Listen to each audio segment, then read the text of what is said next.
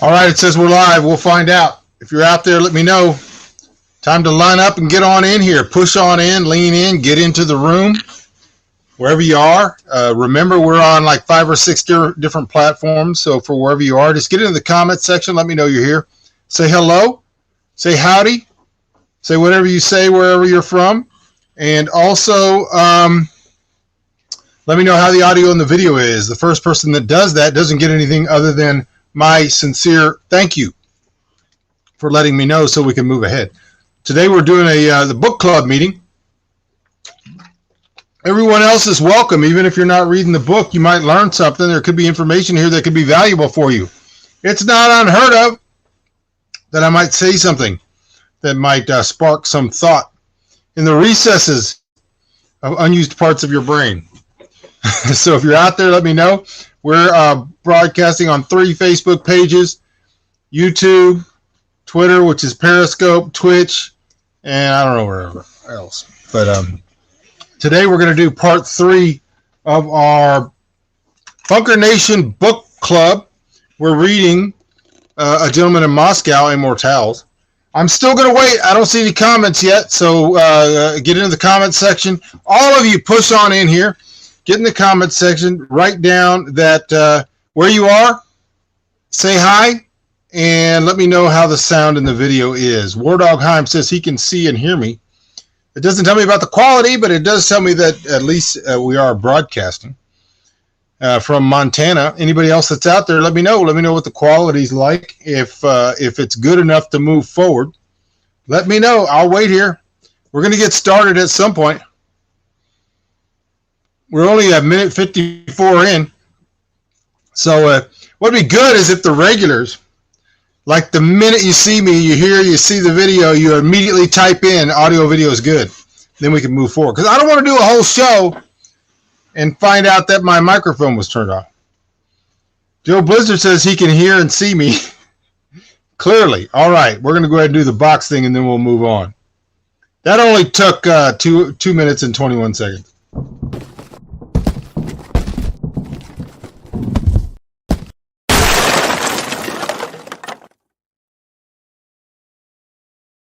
Okay, just so you know, you're getting something extremely valuable. This is something that doesn't happen in the world today. Nobody's going to take the time to read books. Nobody reads books, and if they do, and we're going to talk about this actually during the actual discussion of the book, they read a lot of nonsense. They read a lot of frivolous, flippant, light material, and we're going to be talking about some serious things, entertaining but serious, and to actually have people sitting around talking about a book. That's why there's only 4 people watching this. If you're out there, smash the like button. If you're on one of the Facebook pages, smash the heart button a bunch of times. Just keep hitting it. If you're on YouTube, make sure you hit the like button as well. So we are reading Amor Towles' book, A Gentleman in Moscow. This book, the novel, is divided into 5 books, which are of differing lengths. We are on book number 3. Which is the longest of the 5 books, and it's pretty extensive. So this could take a while. Hopefully I don't have to divide this into 2 parts. How this works is I'm going to go through the chapter, kind of tell you my impressions of it, give you a little bit of a rundown of what happened, like in a, I don't know, like notes about the chapters, things, and I've got some notes. So you see me looking over here, I got some notes on my laptop. And then, if you have questions, type them into the comment section wherever you are. You're not going to see comments except for in the platform where you are. So if you're on a specific Facebook page, if somebody on that Facebook page asks a question, you'll see it. If you're on YouTube and someone on YouTube. Otherwise, I'm going to post them. I'll post them up here. You'll be able to see them. If I move on, because this is a very long chapter, if I move on and I didn't cover something that you thought was important in the book or that you thought meant something to you or you have something to say about that portion of the book that I skipped, type it into the comment section. We can have a conversation here. That's basically what this is all about. So when we left our Count Rostov in book 2, he had intended to commit suicide. He had looked down on Moscow and had determined that it was no longer worth living, that Moscow had changed, that he no longer recognized the place. They were changing the name of the streets. I guess I should do a quick review real quickly. It won't take very long. This book, A Gentleman in Moscow, is about a gentleman named Count Rostov who is arrested right about the time that the Bolsheviks took power. This is in 1918, right after the revolution. And he had left in 1918. He's arrested, I think, in 1920. And upon returning to Moscow, he's arrested and charged with being a aristocrat, basically, from the old order. And because he had written a poem that was very positive in the minds of a lot of the people who were involved in the revolution, especially going back to 1905, he was spared the bullet, he was spared Siberia, but instead he was exiled to the Metropole Hotel, a 5-star level hotel in Moscow, and he would never, ever, ever, ever be allowed to step outside of the hotel again. If he was, he would be shot.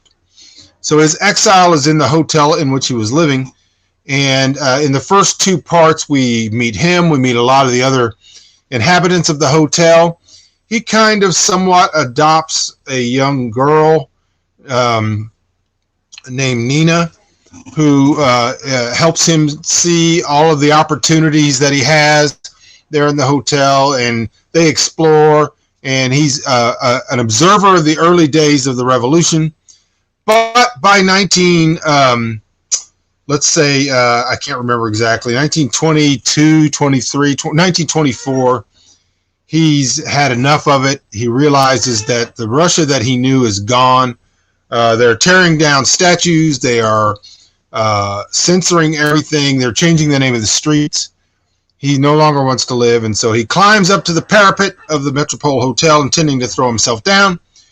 And just as he's about to do so, he's interrupted and not able to complete the task. And then he also receives a message from Andre, who's the maitre d', which we don't know what the message was about. All right, so we get to book 3, and it is some 6 years later. This is 1930, maybe 4 to 6 years later, after his failed suicide attempt. And we know some things have changed. He gets up in the morning.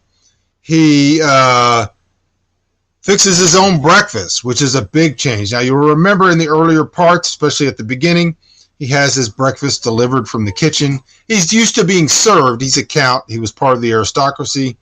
You remember we discussed the fact that the aristocracy, the gentleman, doesn't work. And, of course, we all know that that's folly, that even the writer and everybody knows that's not true. The gentleman worked.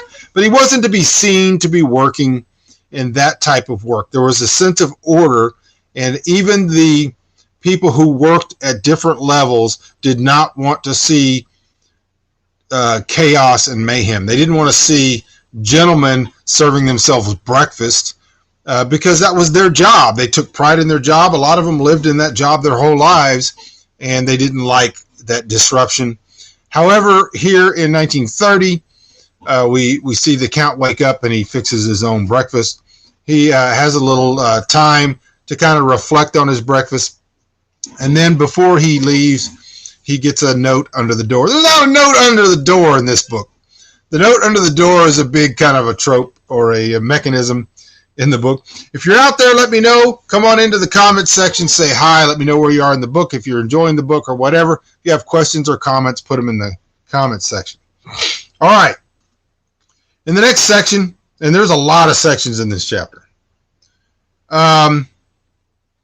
we are told that the historian's job is to look at events from a historical point of view and to kind of understand how those things interplay with the future and the past, identifying specific points where there are break-offs or there are important issues that end up being very important later in the timeline.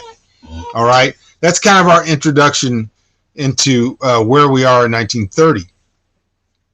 Some of the things that are mentioned is the 5-year plan in 1928, which ended up being a complete disaster and killing tens of millions of people.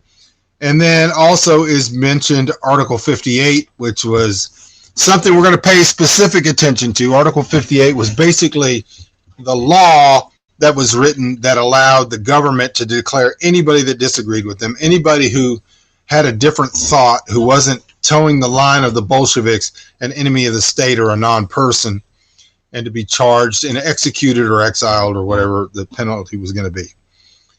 And so then we're told that basically if you were to stand up in the metropole and look out, you would see that most of the city was somewhat the same. It looked somewhat the same, although there were these major differences. I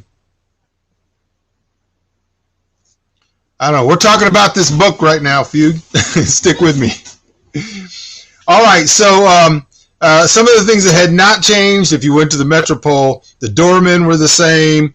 The bishop, who was kind of the villain in the first two parts, he was the waiter that was unprepared. And then you find out he's kind of a functionary of Bolshevism.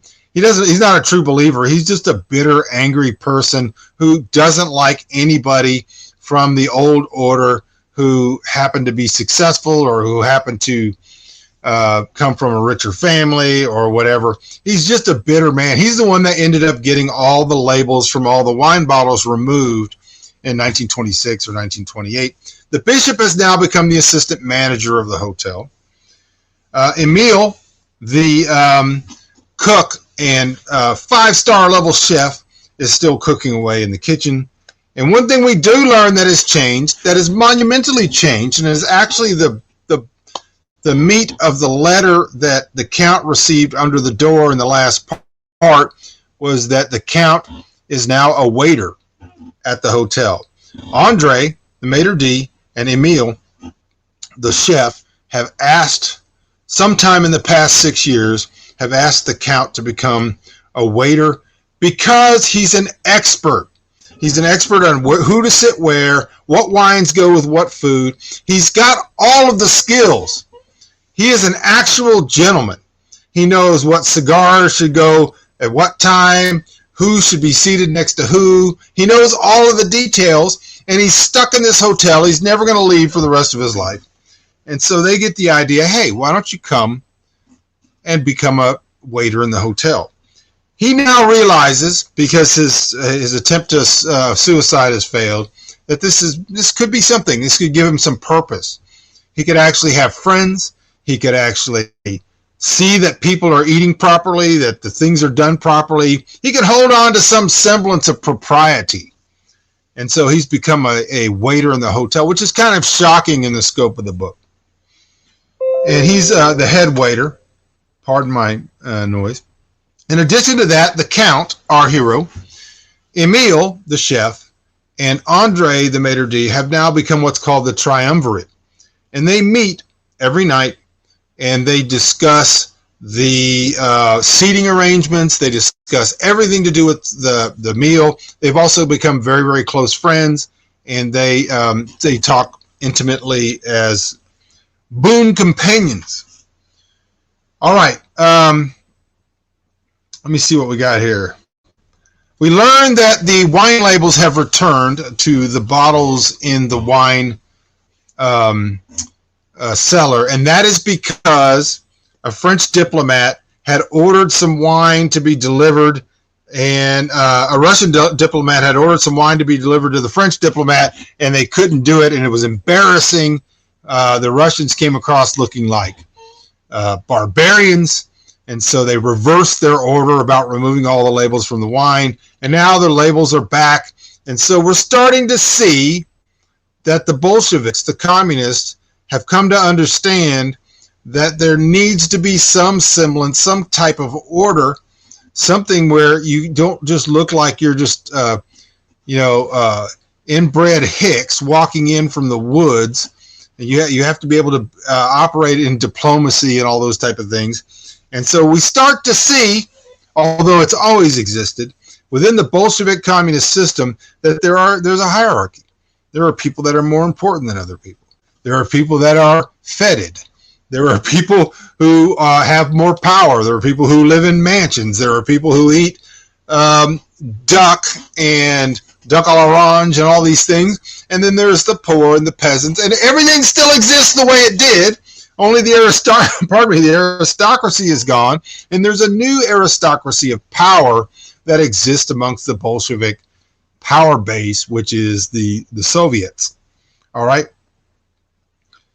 And so we also find out that in places like the Metropole, where you have foreign diplomats, you have journalists, you have these different groups meeting at high-end restaurants, that there are different plans for people who can afford different things. We also find that that's true in the community, that the high-end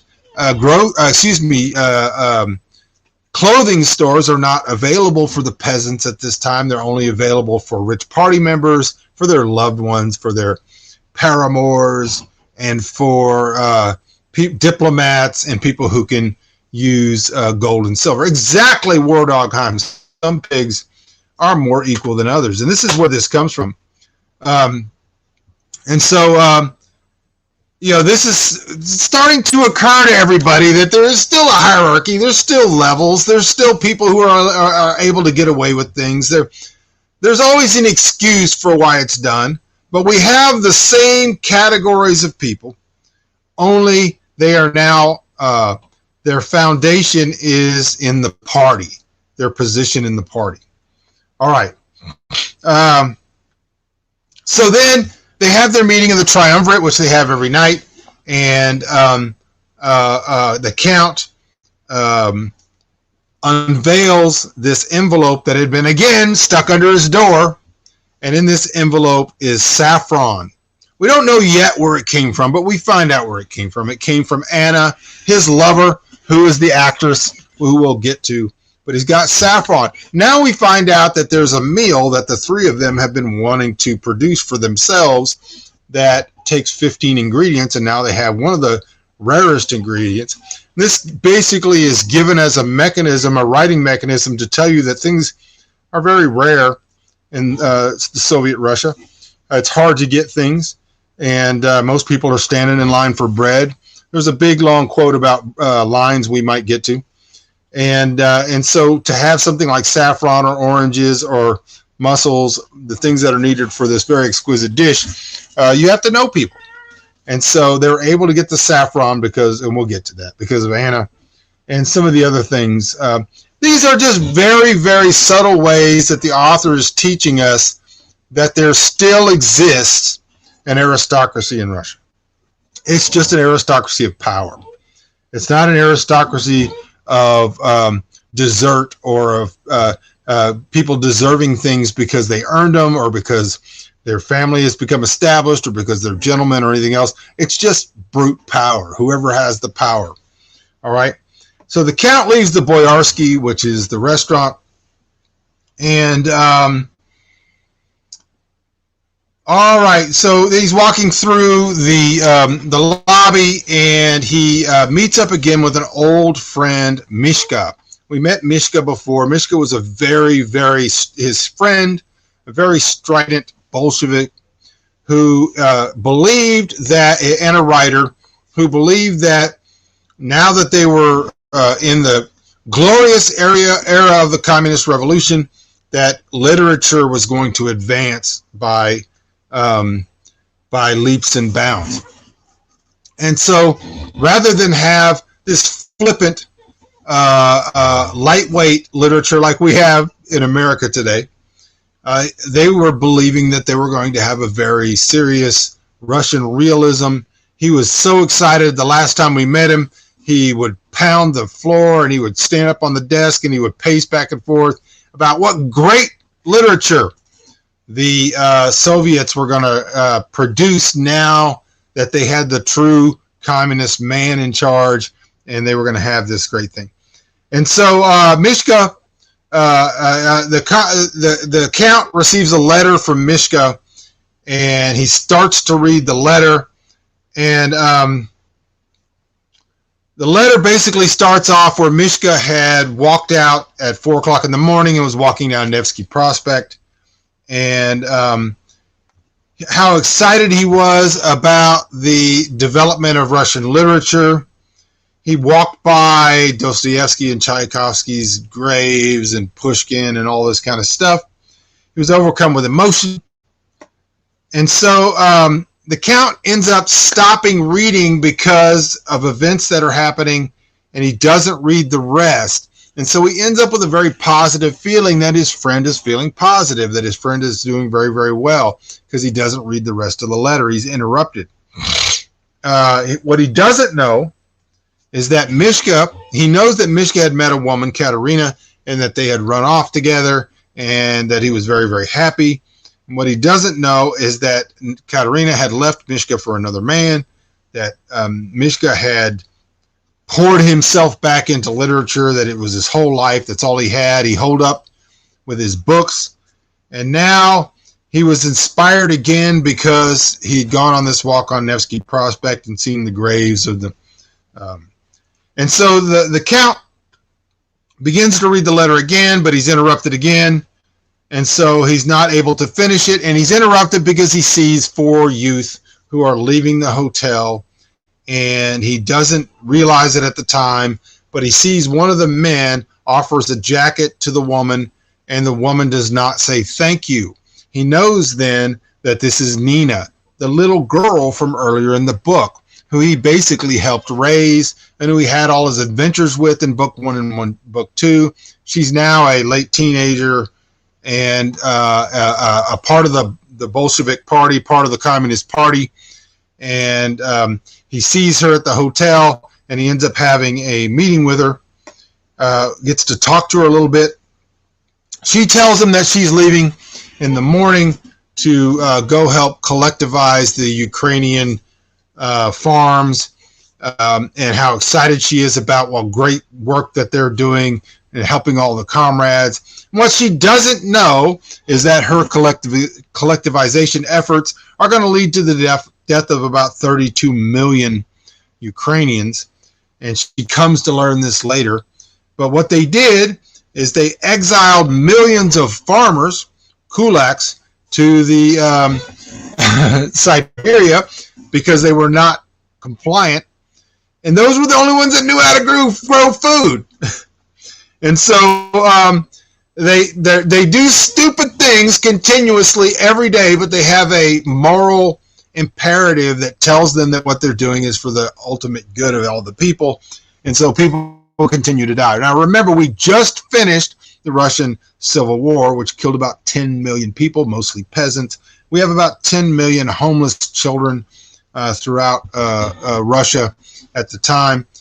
We are just kind of sweeping up from all that disaster. And now in the 1930s, we're going to get into the 5-year plan. We're going to get into Ukraine murdering Stalin murdering 30 million Ukrainians because of the stupid collectivization. Nina's a part of that, and there's an aside in the book where they tape up the windows where so that the people who are going to help and to work, these young communist workers, don't see the stacks of bodies next to the train tracks. All right, he knows that Nina now has kind of lost her joy. She's no longer joyful. However, she is excited about the future. She thinks things are going to go well, but he feels very, very kind of sad for her. And so he talks to Marina, who is the seamstress, who's a friend of his, and she says, don't worry, you know, life is going to help Nina. Nina's going to get better. All right. So our Count then has a meeting, another tete-a-tete with his lover, Anna, in room 408. I think it is, or I don't know. There's whatever the room number is. Anna is his lover, who is the actress. Little background on her. Remember, she had gotten famous, and even after the communist days, for playing princesses and all this kind of stuff, and she had gotten a mansion. She came to the metropole, and she met the Count, who educated her on propriety, and then so they ended up having a night together.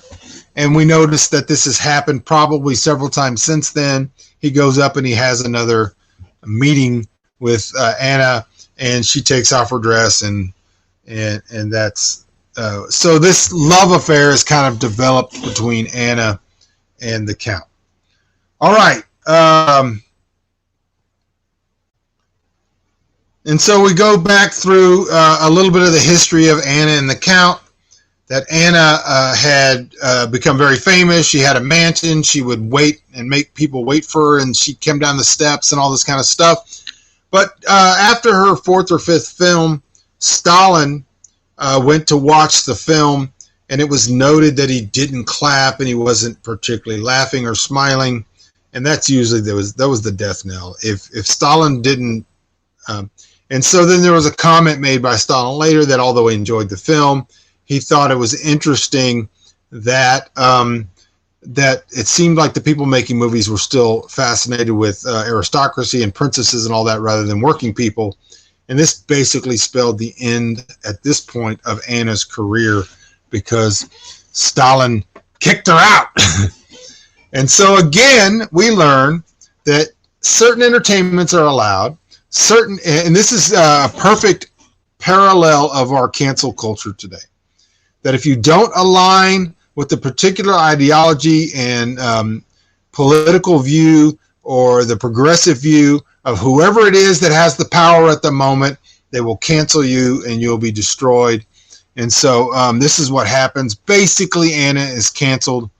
The more of the reason of it is that Anna, her voice it was more deep and husky than they expected from a princess. But Stalin didn't want to see any more aristocracy movies, no more princesses. He wanted to see working class folk. And so Anna's basically canceled. All right.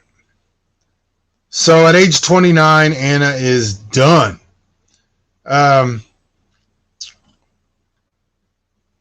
Okay, so Anna continues on, and she starts meeting with a director later on, and she's still continuing to work hard. And she meets with a director, and she starts getting small parts where she's playing actually working class people, and her lower, deeper voice is more beneficial. All right. So they have a couple of more tete-a-tetes, and we come to realize that there's a relationship now between Anna and the Count. All right. Let me look what we got here. All right. So after she meets the director, she's kind of like back in good graces. She is uncanceled. She starts getting jobs again. She ends up back with her mansion again. Only now she kind of answers the door herself rather than have servants answer the door. She's more of a working class person, and she's more acceptable. All right. So Anna and the Count have a meeting of the minds where they're talking about her life, and she had told him that she was the daughter of a fisherman. That's why she was able to clean the fish earlier on in, I think, book 2. He finds out later that she lied, that she was actually a peasant, that she was never a fisherman's daughter. He gets very upset at this and is going to leave. She ends up telling him the story of scarcity. Basically, it's a story about these 3 sons of this king who sends his 2 sons in 2 different directions to go find riches. He sends his poor, kind of crippled son. He just says, sail south until you never see the sun rise in December. He ends up in the far south. He lands, and it's a country full of salt, which he has no idea what it is, what the value of it is. But he finds out it's valuable, so he fills his bags full of it. He lands on another place, and they didn't know what salt was, and they're going to kick him out. But then he secretly puts some salt on the food, and they find out that salt is good, and they give him all this gold. And basically, it's a story of scarcity and the understanding of what things really have value. And although this is a good story, the Count tells her it doesn't absolve her of her lies. All right, we move on. We're moving on. This is a very long book, but all right. we start to learn that basically the Count has become almost like a ballerina. He's very, very adept in taking care of his customers. He's adept in taking care of his friends. He's adept in knowing what's the proper thing to do at the right time. He's almost perfectly able to understand when to do things. And all right. So while he's going through his work, he's told by Andre that he's not going to be working that night because he has a special request. Someone has rented the Yellow Room, and they have requested that the Count serve them, and so that kind of throws him off. This we find out is a Soviet official named Osip who becomes very, very important in the story. Osip is a very powerful, probably violent person who has basically his job is to know the whereabouts and the ins and outs of important personages. He's basically a spy, and he's also very, very powerful. And he's asked specifically for the Count because he wants the Count to teach him, because in the diplomacy with the Brits and the French and eventually the Americans, he doesn't want to be behind. He doesn't want to be, as I said, a barbarian. And so he knows that the Count is very, very genteel, very educated, he knows how, and he knows that he's not. And the Count tells him that he's not. And there was things that indicated to the Count that he was not a gentleman. And so he asked the Count, how did you know I was not a gentleman? And he said, well, you served yourself before me, the way you chew your food, the way you ordered your wine. All of these things taught me that you are not a gentleman. And he said, well, do you believe that there are any Bolsheviks that are gentlemen? And he said, certainly there are some probably that are gentlemen. All right. And so this a strange, kind of weird, awkward friendship arises between Osip and the Count. Osip wants the Count to teach him to educate him about culture, to teach him about France, to teach him about Britain, to teach him about food, to teach him about movies, to teach him about all these different things. All right, and so it becomes a very interesting relationship. All right, and we also find out what the author is doing very subtly here is teaching us that the higher-ups in the Communist Party have all the benefits.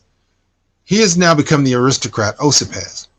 He has all the benefits. He can order a whole room of the metropole to himself. He can have his duck and his whatever he wants ordered, and they're going to provide it. Everybody's afraid of him. He gets what he wants. And so there is no difference other than that prior to that, the aristocracy was a hierarchy of necessity. It was a hierarchy of benefit, of order, and now we have a hierarchy of brute force, and Osip is a sign of this brute force. He can get whatever he wants. He has power. All right. We move on.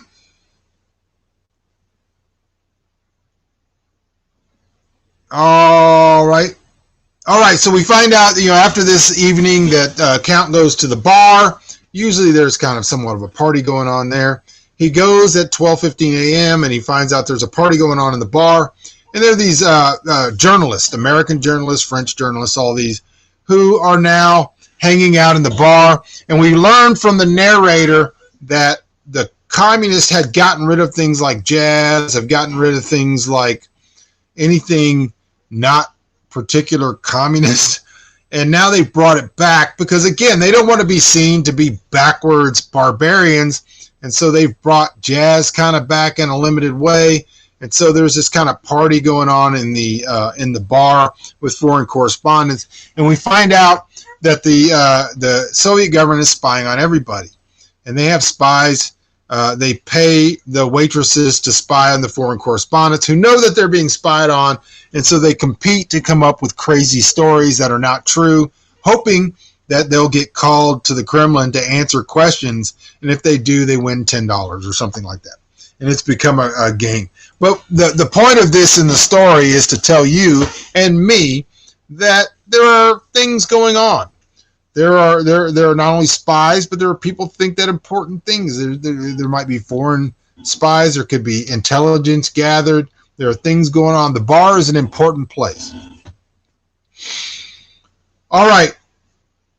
And so the Count ends up getting some absinthe from the bartender, which is the 15th ingredient that they needed to make the special dish that they've been looking for. And so now they're going to get to make their special dish. So this part of the plot moves forward as they begin to develop the special dish that they're going to make. This is the triumvirate. This is Andre, the Count, and Emile. The bishop shows up, starts throwing his weight around, starts asking a bunch of questions, and he finally gets put in his place by Emile, who threatens him because everybody knows that you don't want to get rid of a 5-star chef. And the 5-star chef basically uses his power and threatens the bishop, who takes off and leaves. And from this, we learn that the Count has real friends who will back him up, and the dinner moves forward. All right. After that meal, which is an enjoyable meal that they've been waiting for years, they have all the ingredients. They all talk about their childhoods, and we learn that Andre was a circus juggler and has this very interesting background. And so they talk about their past, and they're actually truly friends at this point. At 3:30 in the morning, the Count is... I'm listening to my generator to see if it's going to run out of gas. The Count is kind of stumbling home, and he runs into... he's thinking about his day and about all the things, and he's thinking about Nina, and he ends up falling asleep in his chair at 3:30 in the morning. The next day, he wakes up and he's going to finish the Count's letter, Mishka's letter, and he can't find it. And we find out from the narrator that it might be for the best that he didn't find Mishka's letter, because Mishka's letter informed him that one of his favorite authors had killed himself. And then we also find out that Mishka is very aware that literature has not advanced in the Soviet Union. In fact, it has disappeared. Other than the light and frivolous nonsense or over-serious garbage that was just being fed to them by the Soviet censors, everyone else who was an important writer in Russia had just stopped writing. This is probably very parallel to what's happening today. The people who take it seriously and the people who are probably great writers here in Russia at this time stop writing. And they're distressed by the fact that there are censors, that they can't write what they want to write, that there's no freedom of speech, and they stop writing, and one of them has killed himself. But we find out this from the narrator, not from Mishka or from the Count. All right. And this is a bit of foreshadowing as well, because Mishka is also going to have his long, dark tea time of the soul, where he has to determine what's going to be the future of Russian literature. And Nancy says the funny part where instead of his knife he wields a carrot. I think it was celery. I think he pulls out a celery stalk. He thought it was the knife, and he threatens the All right. So we move on to the next part. He wakes up in the morning and he's looking for Mishka's letter. And at the same time, Nina and her comrades are boarding the train. And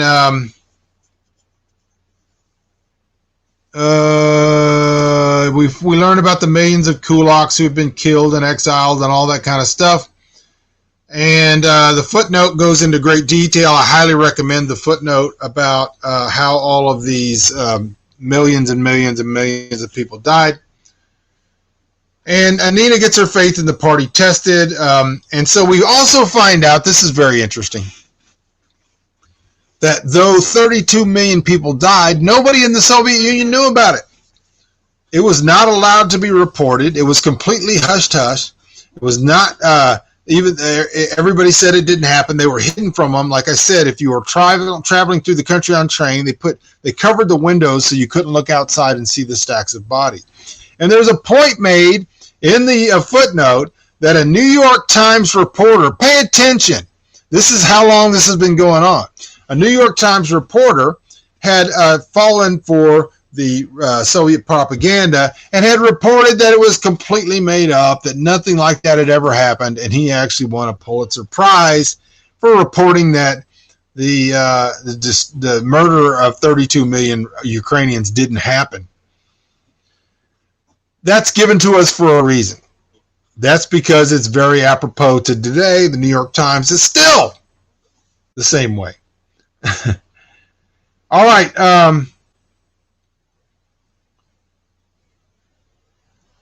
So what happens is, hold on.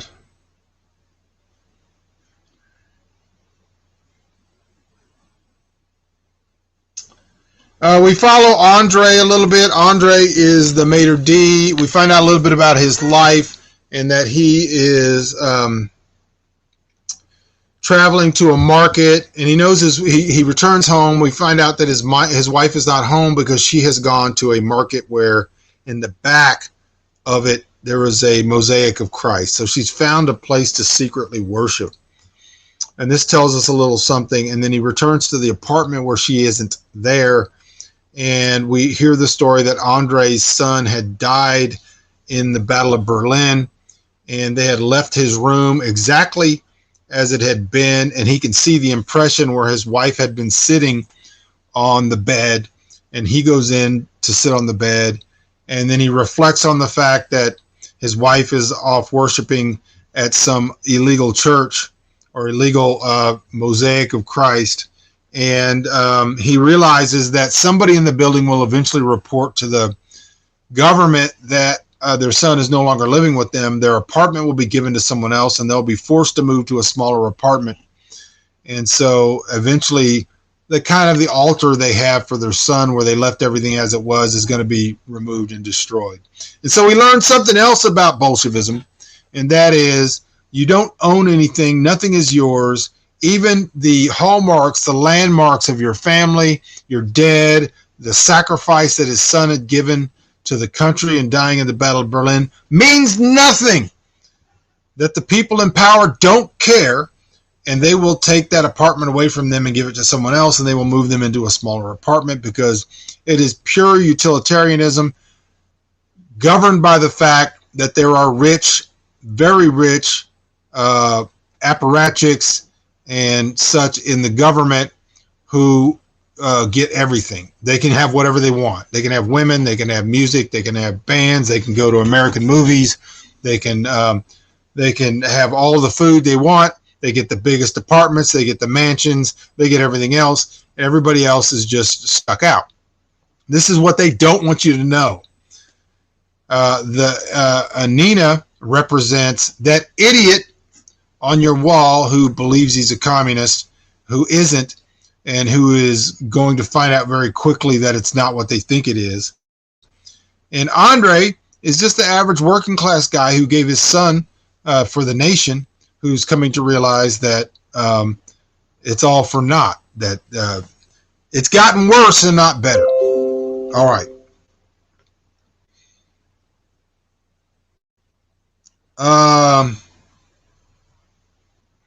All right, let's move on. We've gotten to 1938.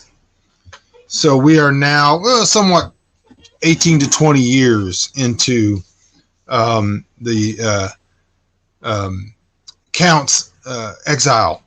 The narrator basically tells us that the 30s was a brutal time in Russia. There were millions upon millions, and so were the 20s, but the 30s were brutal. Millions upon millions of death, starvation, overcrowding, no goods, standing in line for everything. You become an expert in standing in line. You do not get your milk for 2 or 3 days. You go get your milk supply for 1 day for your family, then you go stand in line the next day. You get your bread supply for 1 day. The family can break up and go in different directions and stand in line for the food that they're going to need for that day. Rather than be productive, this is what they end up. And so all of these hardships that plague Russia are being brought out. So at the same time, the party has determined that they are embarrassed on the world stage, that they don't have literature, they don't have art, they don't have happiness, they wear drab clothing, and they're uncool. They're the uncool kids. And so for the upper echelons, the people that can come to the metropole and all that, things are loosening up a little bit. The department stores now will allow anybody to go in and buy things. You can go in and buy dresses and all this kind of stuff, so long as you have gold and silver or foreign money. You can't use Russian money. And so we start to see this whole haves and have-nots beginning to get wider and wider. All right. So this is 1938. Nina arrives, and she's older now. She's probably, I don't know how old she's got to be. She's got to be 20s. And she was 5 earlier, and so this is maybe she's 18 to 20 years old, maybe 23, 24. I don't know. I didn't do the math. She informs him, the Count, that her husband has been arrested and been sent to Siberia, and she is going to go there to try to find out what happened to him, to see if he's alive. And she needs the Count to take care of her daughter, Sophia, who is 5 years old or something like that. And so now we see this kind of circular thing where he never had full care of Nina, but he kind of took care of her, and he looked after her, and he helped her, and they were friends, and they were buddies, and they were pals. And now she showed up, and she said, my husband had been arrested by the government. He's been sent to exile in Siberia. I'm going to go try to find out what happened to him. I'll come back and get her. Hopefully it'll only be a couple of months. And so she leaves Sophia with the Count, who now realizes that he has another responsibility. He's moved past just getting a job and having to work for a living, and becoming friends with people who before would have been kind of beneath his station in life. And so now he has this young girl he's got to take care of in his little space, and it's very interruptive. So we learn a lot about the interruption in his life, about how he has to learn how to take care of a child, that she has to go to the bathroom, that she needs to have her meat cut on her plate, and all this kind of stuff. So now he has this other person in his life. All right. He kind of makes arrangements originally. He goes and talks to Marina, who's the seamstress, and gets her to watch Nina for a little while. But she's like, I'm not doing this permanently. I'm not going to do this for you. You need to become the parent to this child, and you need to do it. And you can get some help when you have to work. And there's this other, woman that works at the hotel who can help you out. Maybe she can cover for you when you have to work. But other than that, you need to be the parent of this child. All right. So now he's got this new intervention in his life, which is Nina. We learn that Sophia is quite different than Nina. Nina was interested in princesses, and she was interested in royalty, and she was interested in, because she was from an earlier generation.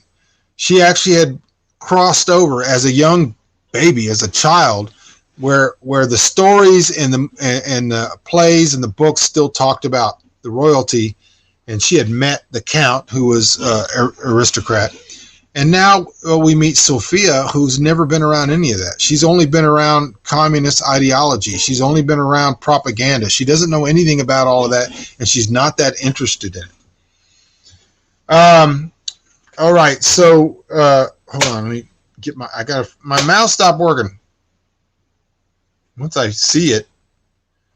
Diane says, in what way can you relate to Mishka's censorship? As an author, having read great works such as Tolstoy's Russian Lit, have you ever been asked or comforted with the idea to edit out your opinion? Oh, numerous times.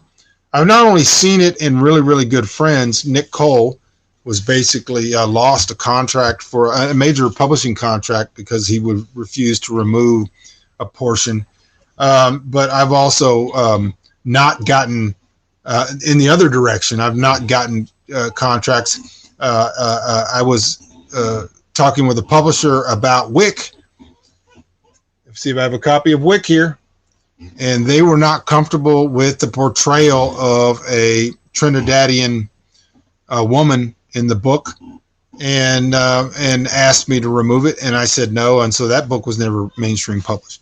So censorship, that's one form of censorship. The type of censorship I'm more in touch with is what is going on in Russia in the book at this point, which is self-censorship, where unwilling to play the game, unwilling to do all that's required, writers or artists just stop. They just quit. They just won't do it anymore. And so this is kind of what's happening in the book, and that's kind of what I'm more familiar with. Is I see a absolute explosion of bad writing, of flippant, lightweight material, very little realism, very little. Anything that's considered literary today has to be woke. All right. And so if you write things that can be comedic but can still be literary, like this book, it has to be woke, or else, for the most part, unless there's some special reason. How this got published, I have no idea. But it was a while ago. Probably would not get published today. So if so or not, how would you or will you handle that? Bread works as a Russian symbolism to hospitality, but also works in religion. It also works in the fact that it's a staple.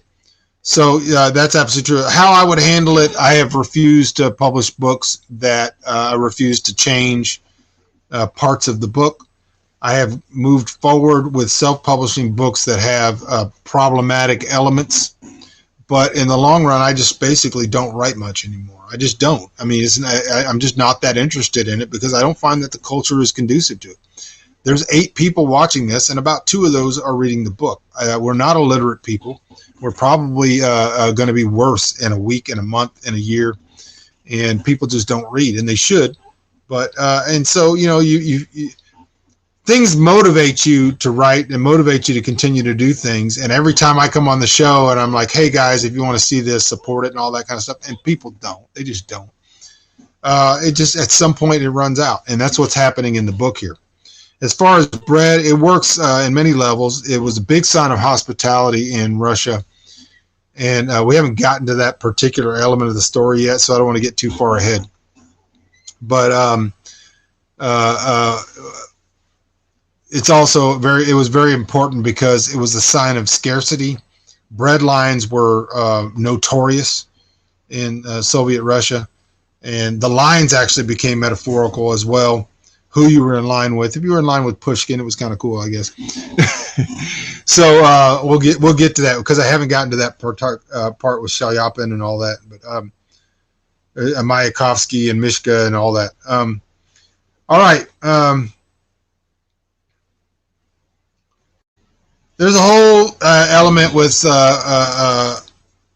Nina and the clock and how the clock only strikes twice, and I didn't find all that interesting. The Count tells her about the clock. All right.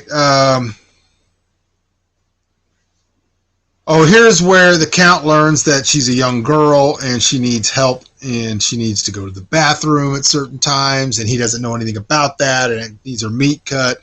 And she hasn't changed her clothes because he never unpacked her stuff. Thank you, Nancy, very much. I appreciate it. God bless you. And so there's a whole element here of him learning that this is a needful being that's going to take attention, and he's going to have to learn. He's going to have to apply himself.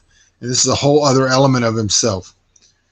All right. Glad you got it. If anybody else got their stimulus or they got their income tax check, if you want to stimulate me, that's great. All right, so we're next. Well, there's a whole part where he asks Marino to watch her, and that becomes a problem. He builds basically a fort, like a 2-level, like a train bed in there so that they can fit into his room, and he builds like a bunk bed thing that's kind of cool. And it's basically him coming to terms with being kind of a parent now. Um, all right. He shows her the secret room for the first time. They have a game where he tries to hide a thimble. She always finds it, and then he challenges her to hide it, and she pulls a trick where she whispers something and she slips it into his pocket. He realizes she's a very clever girl. She's very mischievous, and she's very smart. All right. So the Count goes and oversees the dinner in the Red Room. And then he's got a meeting at 10 o'clock with Osip in the Yellow Room, which is his normal monthly meeting with Osip, where he's training Osip on French culture, British culture, and now American culture. His meeting with Osip in this particular one, which has been going on now for several years, he is supposed to talk about de Tocqueville's Democracy in America. Osip determines or comes to the conclusion that the Count has not read the book, which is what would have happened if I had tried to do this show yesterday. I had read it, but I tried to read it several times, and I had not finished it or made any notes, and so I would have been unprepared. And so he was unprepared, and so the Osip gets very, very upset, throws the book, and then the Count explains to him that he had a meeting with a woman, a young lady. And so Osip was like, oh, all right, you got a meeting with a girl. All right, well, why didn't you just tell me, And then he tells her, well, it's a really young girl. She's like 5 or 6 years old. And so he explains the situation, and Osip accepts it. And he says, the next time we have a meeting, you will have read Alexis de Tocqueville's Democracy in America. All right. So now the Count runs into Mishka again. Many years have passed. Mishka is troubled.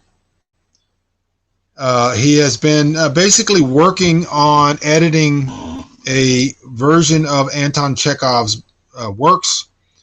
And in doing so, he was called to the office of some functionary in the literary commissariat.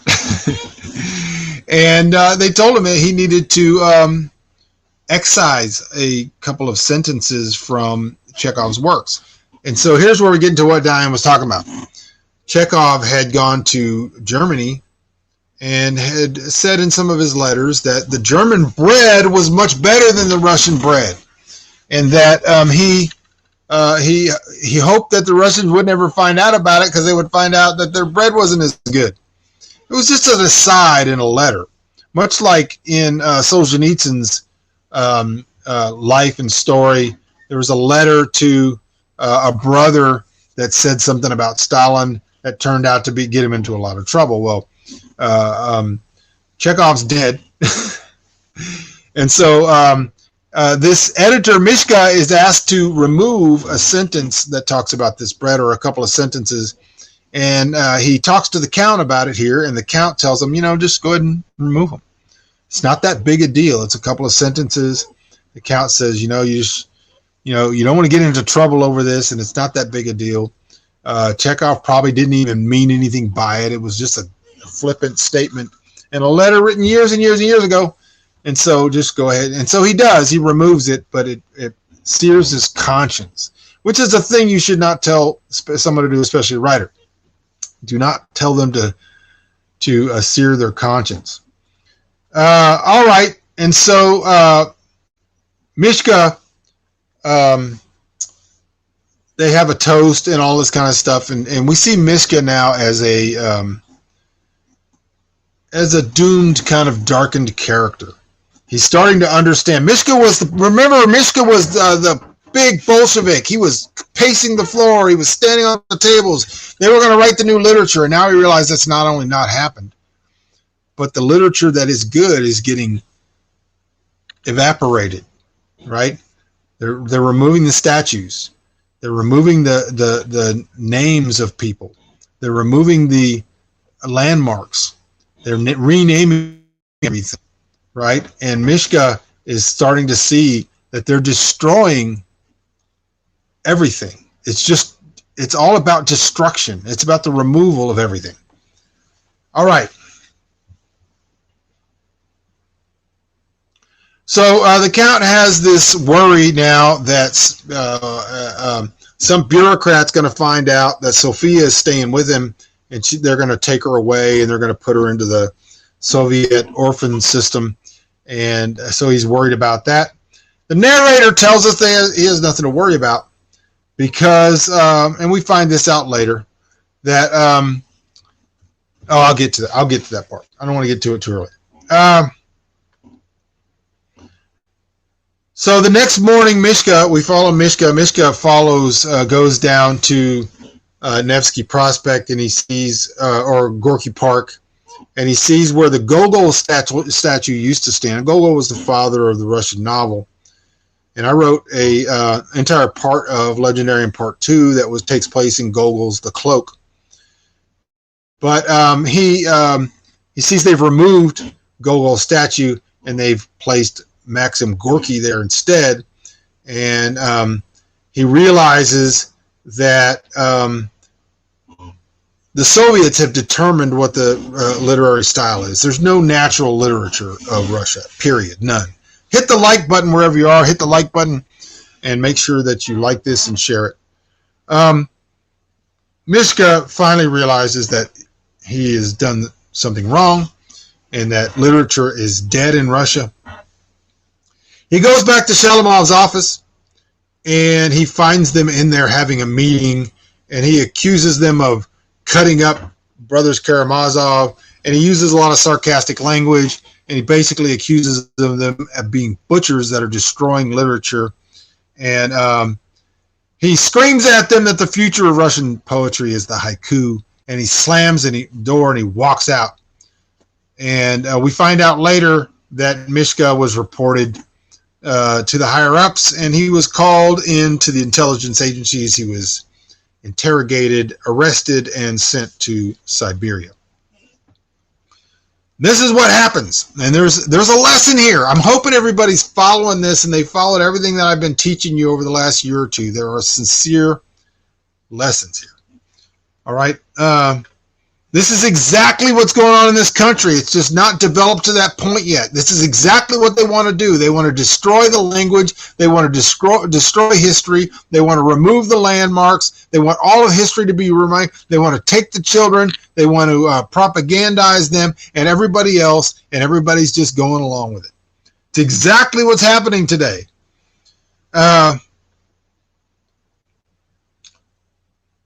All right, so we're going to move on. Now we're towards the end, 1946. So we are 16 years into this particular book. We are 26 years into the novel, or 24, 26 years into the novel.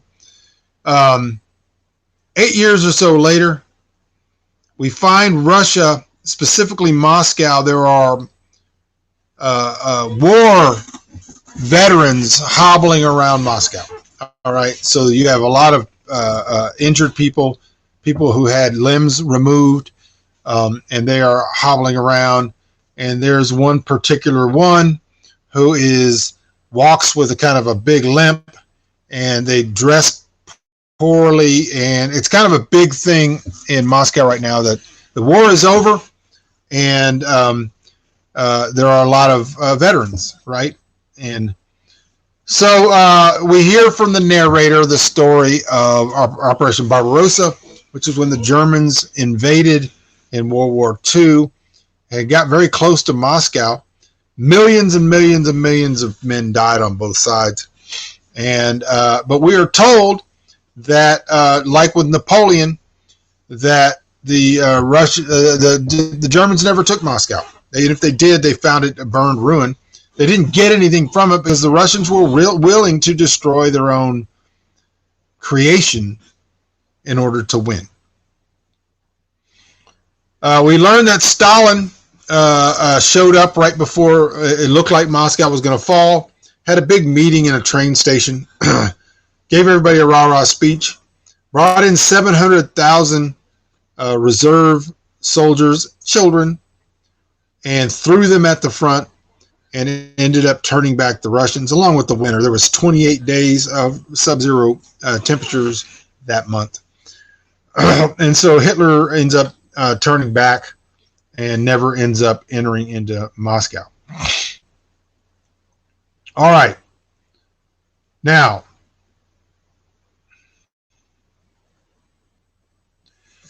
we find Count sitting in the manager's office of the Metropole. The manager is no longer the old manager. The new manager is the bishop, who is the villain, the enemy of the Count. He's become a true functionary. He's not just sleeping through the days like the old manager.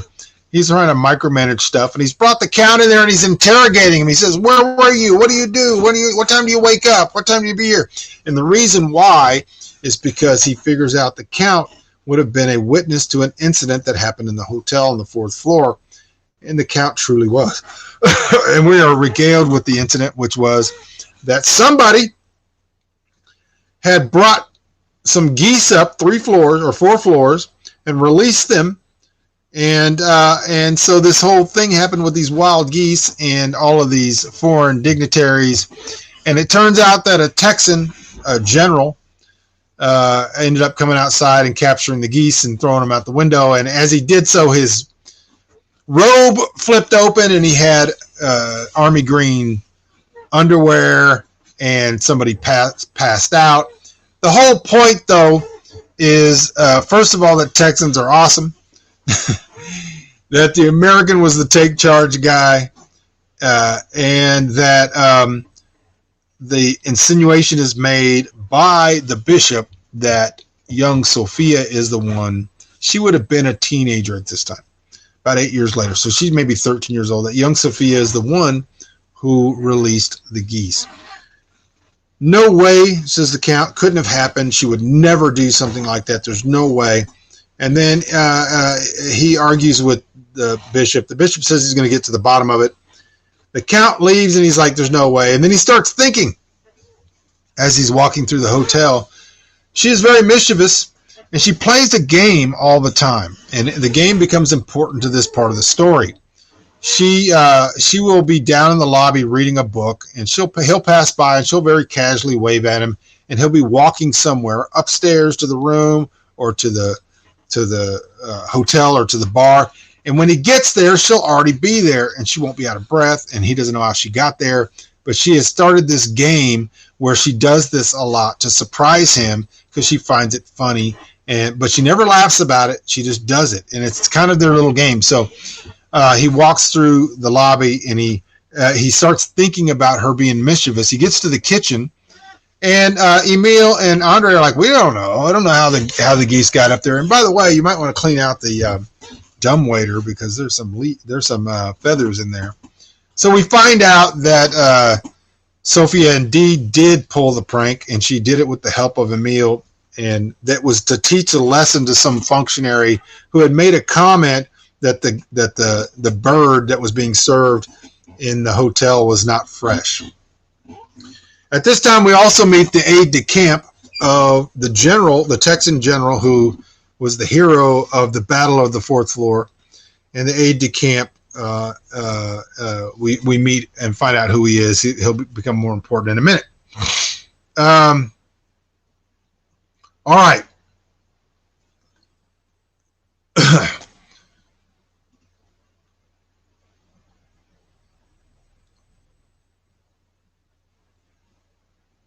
All right. So,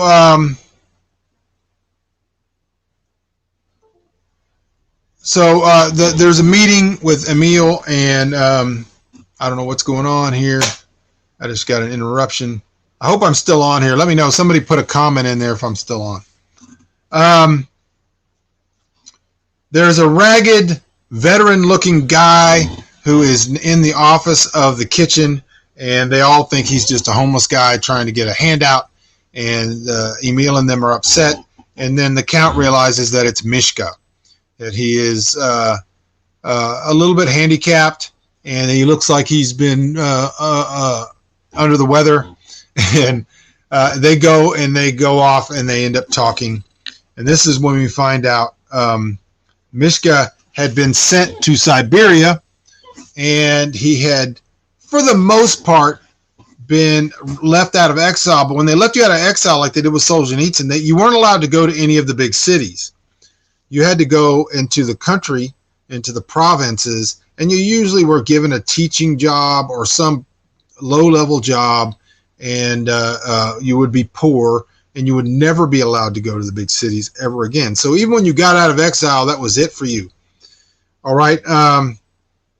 This is called the -6, which means you could go anywhere in Russia you want to, minus the 6 big cities. You're not allowed to be there. So Mishka has basically stolen or borrowed a passport so that he can come and talk to the Count, who he tells he is writing something, and that the Count will learn what it is at some point. He lives in a town with other prisoners. The other prisoners have become brethren.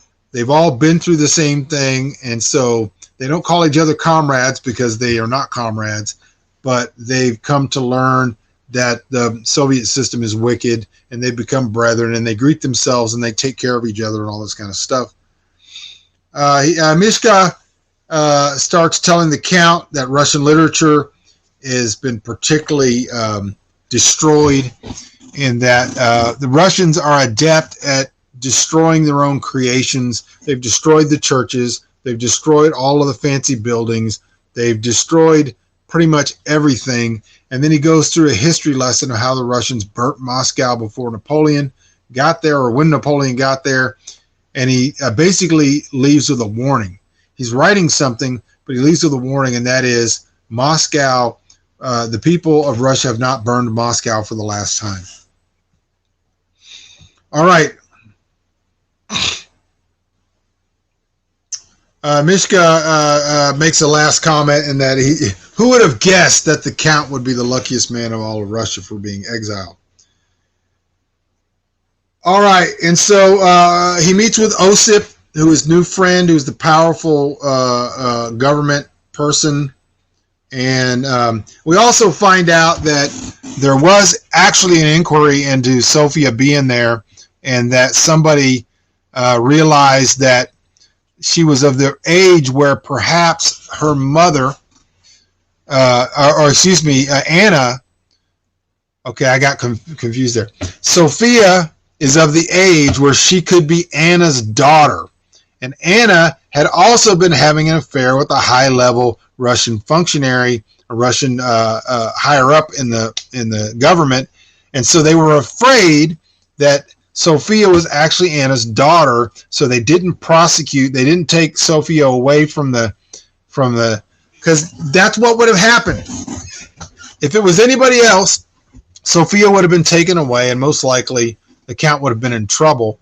But because it could be that this was the bastard child of a high-level government official, nobody wanted to be the one to remove the bastard child of a Russian official who had hidden his child in a hotel being taken care of by somebody else. And so they basically buried the whole thing. They took the files and put them in a filing cabinet and hid them away in case they ever need them. But Sophia was left in the care of the Count. All right. And so the Count meets with Osip, and they've moved past the deal with the Democracy in America with de Tocqueville. Osip is now fascinated with American literature, American film, and he purports to be offended by everything American. Americans are horrible. Now remember, the Count has just talked to Mishka, who told him that the Russians destroy everything that they create. He talks to Osip now, and Osip is telling him they're watching American movies because they enjoy it. Let's just get this straight. They're eating duck a la rons, they're eating fancy foods, they're drinking brandy, and they're watching Russian movies. And Osip, supposedly this very, very strict Bolshevik, always wants to watch these Bogart movies, and they're watching the Sam Slade movies, and they're watching Boston Blackie, and they're watching all the film noir movies.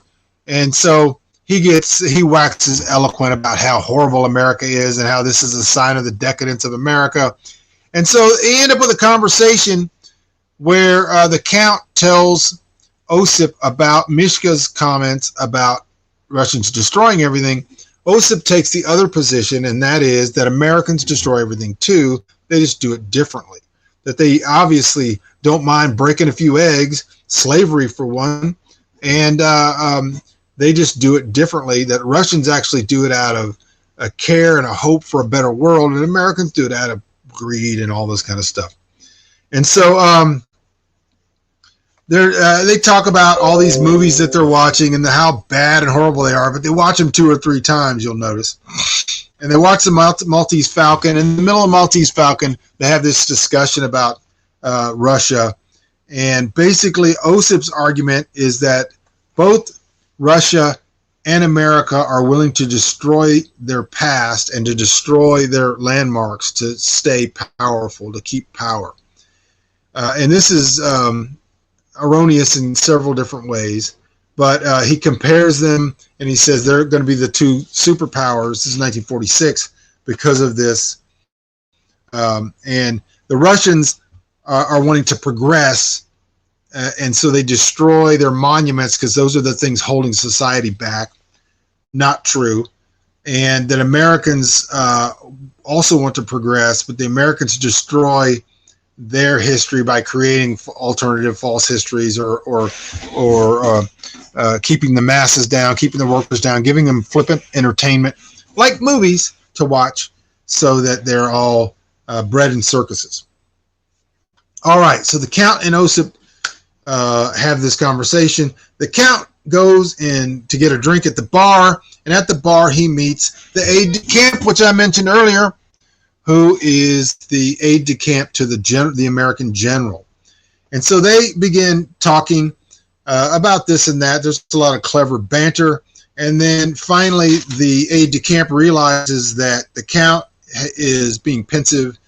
And so he says, hey, what's on your mind? What's going on? So he tells them about this conversation. He had the conversation with Mishka, who said that Russians destroy everything that they create. And he had the conversation with Osip, who said, well, Americans do the same thing.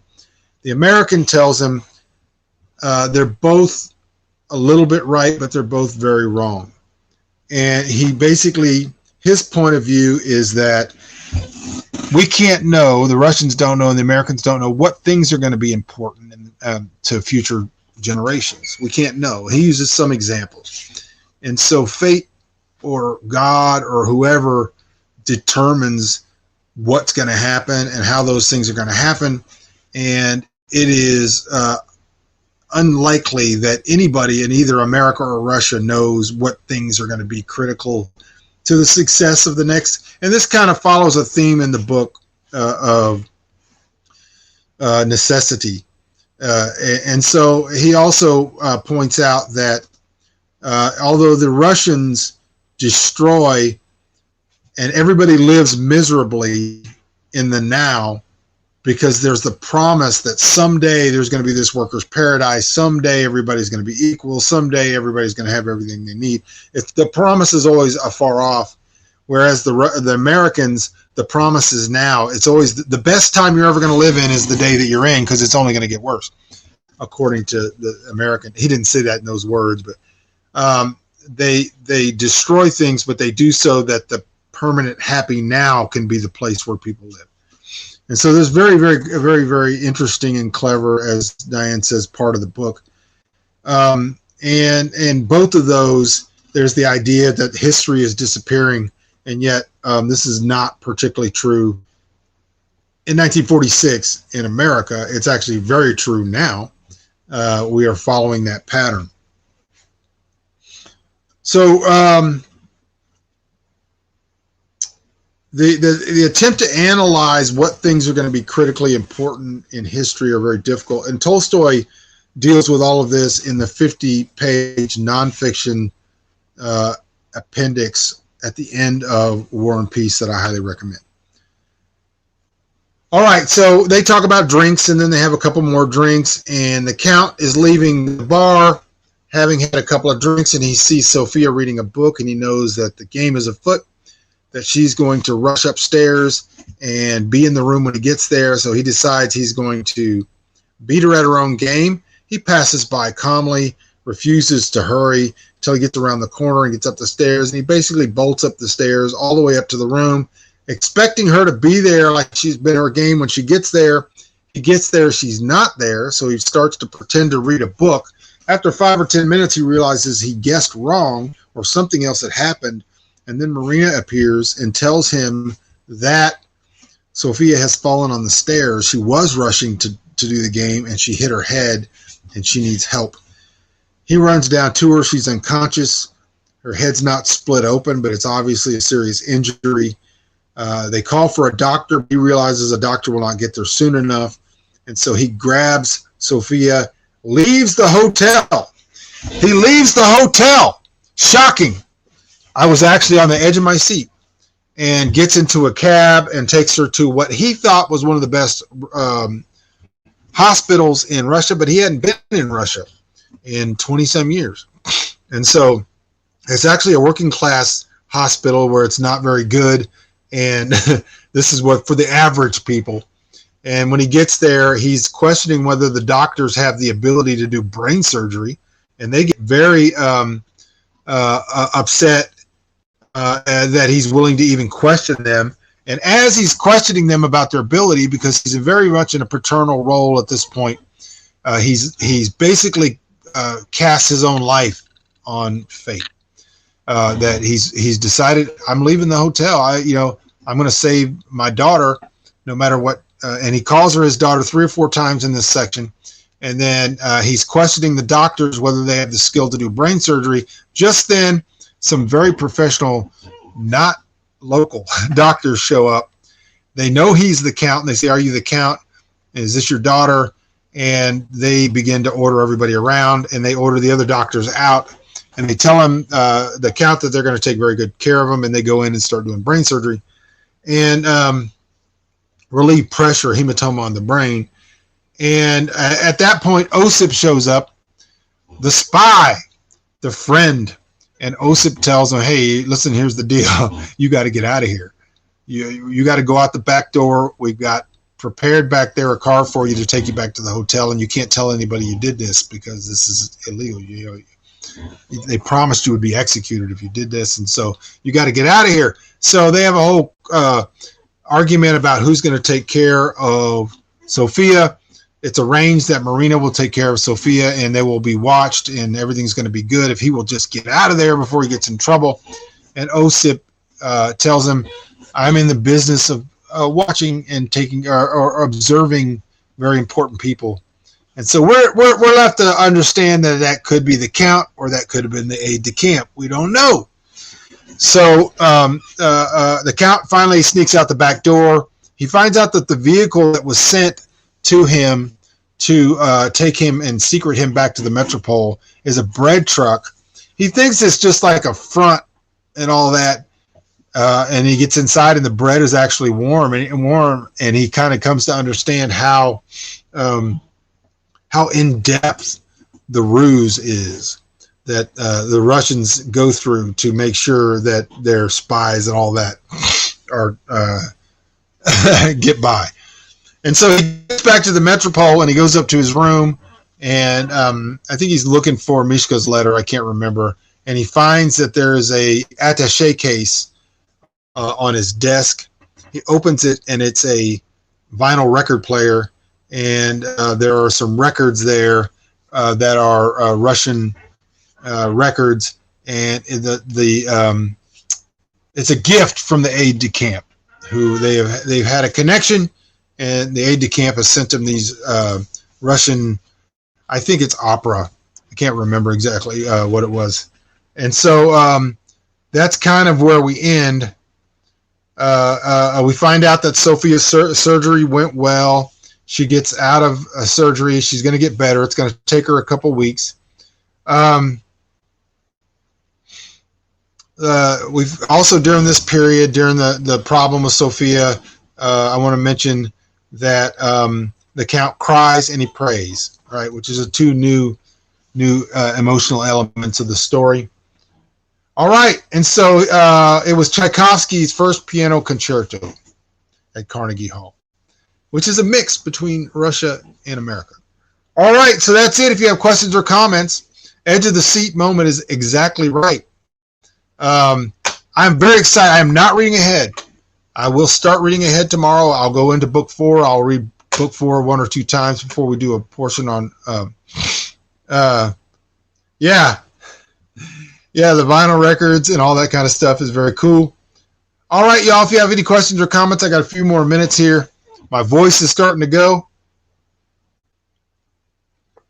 I hope you've learned something. I hope you find it enjoyable. There are some very important lessons in this book. It is an absolute mirror on American society right now, right at this minute. So much we can, well, don't give us any spoilers, Nancy. If you've read it already, I have not read ahead, and I will not read past book 4, which is the next one. The next 2 books are shorter, but we are moving towards a denouement. And I hope you guys are enjoying it. I'm not seeing any questions or anything coming on. I hope you guys are here. I hope you're. I want to remind everybody, buy some Bunker Nation coffee. You can find that at michaelbunker.com, which is right here. michaelbunker.com/coffee. If you can donate to help the show, I appreciate it. I think we're like $48 up for this month just on YouTube, and a little bit other on the side that we've gotten, but not a whole lot. So if you can donate, go to michaelbunker.com. Here, right up around this area, it says partners. Click on that. You can make a one-time donation. I hope you guys are enjoying this. We'll be back for part 4 very, very soon. I'll also be doing some other live stuff. I appreciate you guys tuning in. Let me make sure I've caught everything. All right. God bless you all. I love you. That's why, when I talk for hours, this is what happens. God bless you all. I love you. That's why I do this for free. You guys hang loose. I'll talk to you soon.